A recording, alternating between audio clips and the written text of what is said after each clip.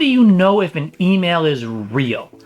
A lot of them can have the appearance of looking legitimate, looking like it came from a reliable source, but you got to be careful these days. There's a lot of bad guys that are after your personal information, after your identity, after your assets. And really, you have to be careful what comes at you and know what to look for.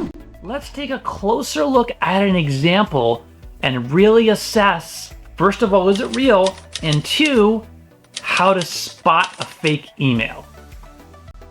So I received an email from Amazon. Seems like an order is being processed and has come through, and it looks pretty legit, but is it? Let's look closely here. First of all, let's notice that along the top, it tells you, okay, it came from Amazon order, but if we look at this closely, we can see that the address is actually noreply@offers.com. That doesn't sound like Amazon. That's one clue.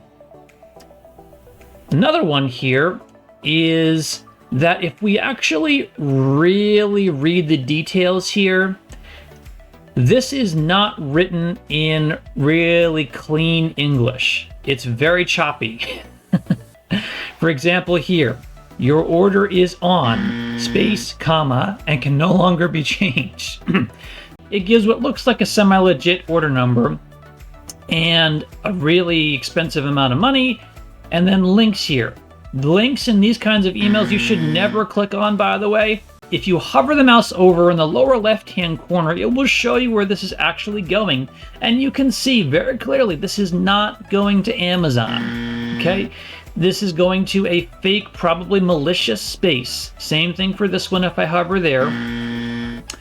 And those will likely put me in a position to be compromised, to put something on my computer I don't want, and also probably make off with some of my personal details.